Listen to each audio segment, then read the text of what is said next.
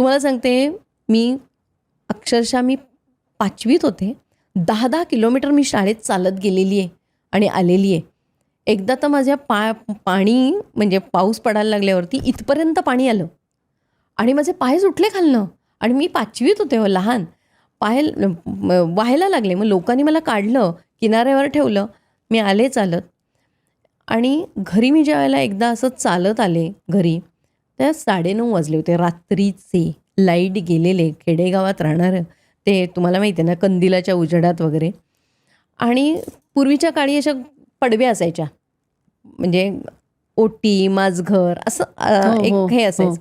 तशी आमची पडवीनंतर ओटी, ओटीनंतर माझघर, माझघरनंतर स्वयंपाकघर, असं अगदी पूर्ण ट्रॅडिशनल घर होतं. गावाला कसं असतं कौलारू तसं. आणि माझी आई गिरगावातली आणि बहिणी दोन्ही मुली म्हणजे दोन्ही बहिणी आणि बाबा माझे विक्रोळीला त्यांच्या शिक्षणासाठी राहिले होते. मी लहान, मग गावाला मग आम्ही राहिलो, कारण तो परवडत नव्हतं आम्हाला. अक्षरशः पावसाळी दरवाजे फुगतात बघा, असे ओढून काढावे लागतात म्हणजे जोरात. ते हे आईला जमत नव्हतं. आईने स्टूल हे वगैरे लावून ठेवलं आणि मी 9:30ला घरी गेले. आईला लिटरली रडायला आलं. पायातनं हे निघत नव्हते, सँडल निघत नव्हते माझ्या. आईने पायातनं सँडल काढले. मला इतकी मी दमलेले, कारण मी लवकर शाळेत गेलेले, त्यामुळे मला 7वं नुकतं पूर्ण झालेलं. 8वं लागलेलं मला 5वीला असताना. लहान वयात मी शाळेत गेले आणि आईने जेवायला दिलं आणि तेव्हा 20-20 मार्काच्या परीक्षा असायच्या, चाचणी परीक्षा म्हटलं जायचं त्याला. जॉग्राफीचा पेपर होता. आईला खूप वाटलं. आई म्हणाली, मी तुला वाचून दाखवते आणि तू ऐक. आईला माहिती होतं ही इतकी दमली आहे, कारण नखशिखांत भिजलेले 4 तास आम्ही पावसात भिजलेले, चालत आलेली 10 किलोमीटर. आणि आई म्हणाली, मी वाचून दाखवते. म्हटलं बरं. आईने माझ्या पायाला तेल लावलं, गरम पाण्याने पाणी शेकायला दिलं आणि म्हणाली, मला झोप लागली होती. आणि तेवढ्यात असेच 10:15 10:30 झाले असतील. पावसात ह्याच्यावरचं पाणी उतरल्यावर गाडी आली. गाडी जोरात आली आणि तेवढ्यात आमच्या ओटीदारी आमचा कुत्रा बसला होता. जोरात ओरडल्याचा आवाज आला म्हणून आई बघायला गेली. आई अक्षरशः थरथरत होती. पट्टेरी वाघाने कुत्र्याला तोंडात पकडलेलं होतं आणि ती गाडी आल्यावरती आमचं अगदी म्हणजे लागूनच हे रस्ता. वाघ घाबरला गाडीच्या लाईटनी. त्यांनी कुत्रा तिथेच टाकला आणि समोरच्या दालनात गेला. आमच्या पेंडसे म्हणून आहेत, त्यांच्या ह्याच्यात गेला. तिथे कोण राहत नसे, तिथे उडी मारून गेला. आई त्या कुत्र्याला बघायला म्हणून यायला लागली. तेवढ्या आजूबाजूच्या लोकांनी सांगितलं, वहिनी तू बाहेर पडू नका. आईला माहिती नाही, आई गिरगावातली. वहिनी तू बाहेर येऊ नको. आई म्हणाली, कुत्रा तू येऊ नकोस. आईनी असंच दरवाजा ओढून घेतला आणि खिडकीतून बघत होती. गाडी निघून गेल्यावर परत वाघाने उडी टाकली, कुत्र्याला घेऊन तोंडात निघून गेला.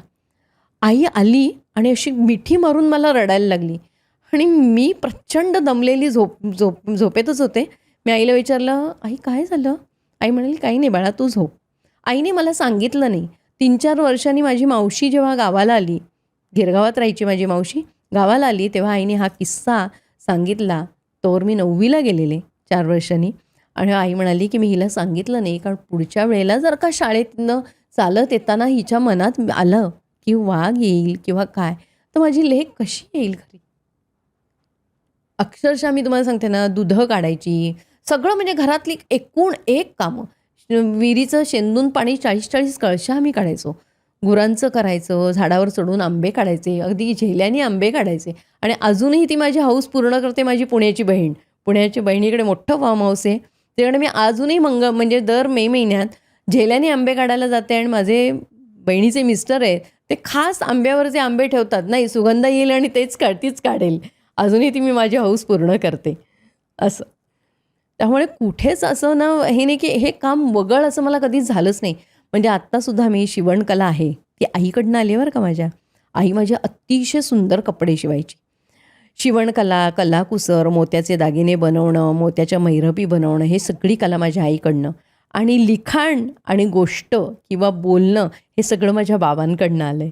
माझे बाबा उत्तम, म्हणजे एक तर अक्षर सुंदर लिहायचे, गोष्टी तर इतक्या सुंदर सांगायचे माझे बाबा, आणि काल्पनिक सगळ्या.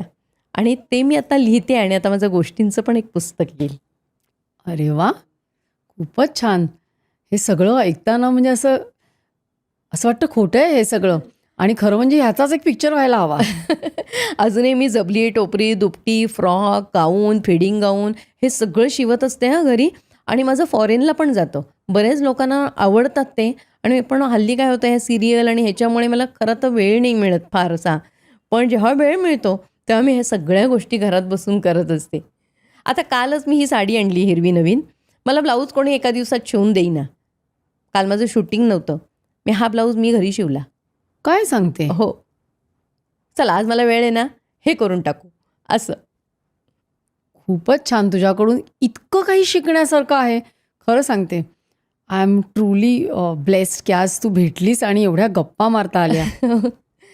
ते वेगवेगळी फुलं बनवणं म्हणजे कातकर्णी माळतात बघा अशी वेगवेगळी हो, फुलं. हो. त्यावेळेला रिबिनी असायच्या रिबिनीची. आम्ही इतकी वेगवेगळी रिबिनीची फुलं बनवायचो. त्यावेळेपासून आईने मला सगळं शिकवलेलं म्हणजे जबली टोपरी शिवणं, हे शिवणं.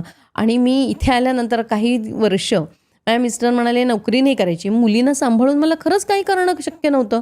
बरं त्यावेळेला असं डोक्यात काही नव्हतं की सिरियल करीन, काही ना हे करीन वगैरे काही नाही. मी घरात 2-2 मशीन होत्या. एक फॅशन मेकर, एक साधी. तुम्हाला सांगते दिवसातून मी मुलींना सांभाळून घरातलं सगळं करून मी गाऊन शिवायची घरात सगळे. फिडिंग गाऊन, साधे गाऊन, बॅग. मला 250-200 गाऊनच्या ऑर्डर आणि पिशव्यांच्या ऑर्डर असायच्या.